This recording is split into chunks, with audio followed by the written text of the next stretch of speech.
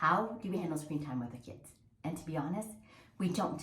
And I know it's not very common for different families, but Micah and I have never owned a TV in our home, our entire marriage, and it's coming up to 11 years. And we're not anti-screens, we're not screen haters or anything like that. I believe there's some value in some screen for different reasons, but for Micah and I personally, we haven't found value in that. When we got married, Micah didn't have a TV, I didn't have a TV, and so when we moved in after we got married, there was a need to have a TV. And I'm sure that if we would have found a need and found value in that, we would have bought a TV, but there was just, Micah and I just preferred hanging out. Like, we just wanted to have conversations and get to know each other even more. And we wanted to experience God's creation. We wanted to be out and about and going for walks in nature and meeting new people, coming out from two introverts. And so it just, in my mind is, if I'm expecting our children to build their social skills and meet new people, then I need to be an example. And so we just prepare ourselves for that. And it's, we just preferred living our life. And I totally understand the mindset of, after a long day, we just want to do something brainlessly and not think and just kind of wind down. And I do understand that, because back in my university years, I worked full-time, I went to university full-time. And so there's days that I would be out at 6 a.m. and come home at like 10 o'clock at night. So I totally understand that. And what I would do is I would come home from either a day of classes or either a day of work or either both. And I would just need my glass of wine and sit in front of the TV and just watch TV shows. I'm not big into movies or anything like that outside of some movies that I really had liked back then. But I just love TV shows like Friends, Gossip Girls, Grey's Anatomy, One Tree Hill, like all of it, name it. The more dramatic it was, the better it was. The more it took emotions out of my body and I would sob my eyes out, the better. I just love that.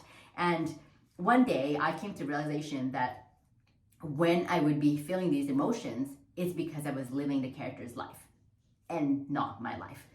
And that's when I was like, okay, this is weird. And when I would watch Friends, I absolutely love Friends. We still quote Friends to this day.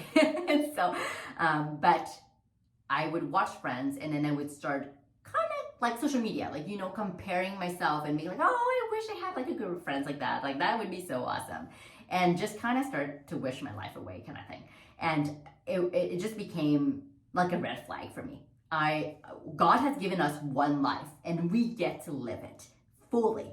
And if anything, my biggest fear in life, and it's to not be able to live my life to its full potential. And so knowing that, I was like, I can't be watching somebody else's life. And so Micah and I, well, I say Micah and I, but I decided to stop because Micah didn't have a problem with that.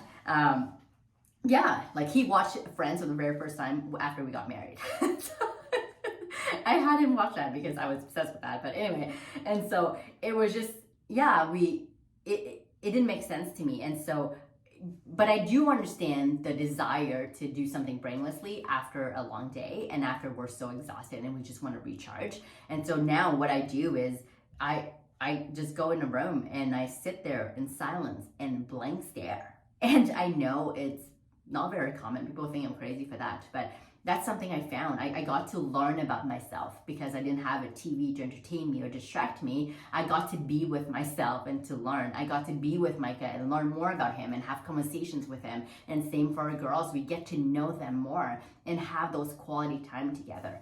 And so I'm not saying that a screen is evil and it's a sin, and I'm not saying any of that. But for Micah and I, like our life, it just didn't make sense for us.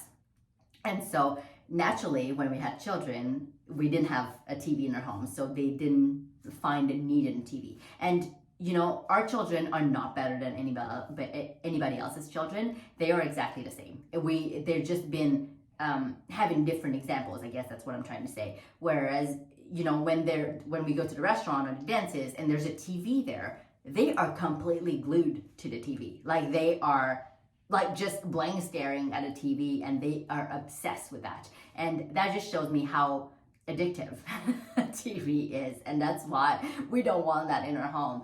And I think it's just part of our I don't know if it's part of our brain or DNA or like whatever, but I think a lot of us, it's it's so easy to kind of allow our brains to like stare at the TV and to kind of just allow ourselves to recharge that way. But I feel like there's different ways to recharge. And so, like I said, we're not against TV or anything like that. If anything, we do use some screen time for our homeschooling sometimes. For example, like recently so I'm from Montreal, Quebec, Canada, and in Montreal, like in Quebec, there is this focus on Quebec history. And so in my school years, like elementary and high school, I've never really learned too much about Canadian history. Like we did learn some Canadian history, but it wasn't like in depth like the rest of Canada. And so recently, we had learned about Canadian history because I think it's important. We're Canadians, so the girls need to learn about Canadian history. And we were reading some living books, and it was absolutely amazing. Like the just understanding how Canada was founded. And so we've learned about the gold rush, we've learned about Yukon, and I'm just absolutely obsessed with that place now.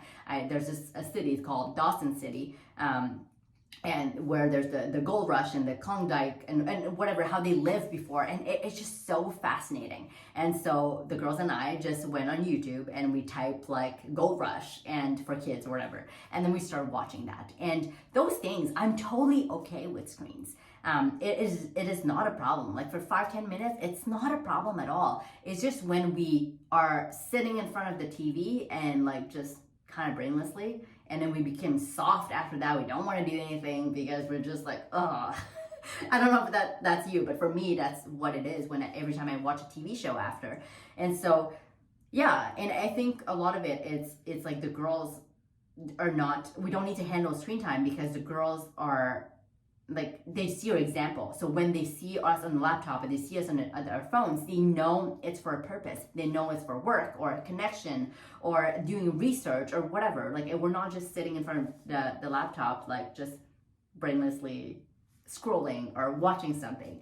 And so I think that's a lot of it where we don't have to handle screen time because we don't have a TV in our home. And to me, it's just like sugar, right? We do not have any sugar, any processed food in our home because I'm not so good that I wouldn't be able to have like discipline enough and willpower to not eat that cookie full of sugar. And we do bake cookies and we do like all these things like with honey and maple syrup, but like the white sugar that is really not good for us, we just don't have that in our home. And I know some people think that it's super intense and crazy, and I do agree because I believe that our health, it's worth being intentional about.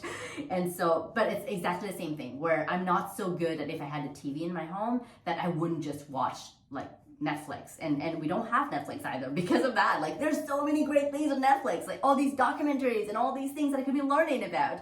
And so yeah, that's the main reason. And I know that some people have asked like, well, are your kids not ever bored? And of course they are. And I want them to be bored. I want them to figure it out. And I don't want them to be entertained by some TV or some electronic toys or anything like that. I want them to use their brains. I want them to figure it out, to not be bored and to live their own life. And so if you're also want to stay away from screens, I'd encourage you to do a 30-day without screen and just try it and do it and experiment it and see how your body feels after, because you will be blown away.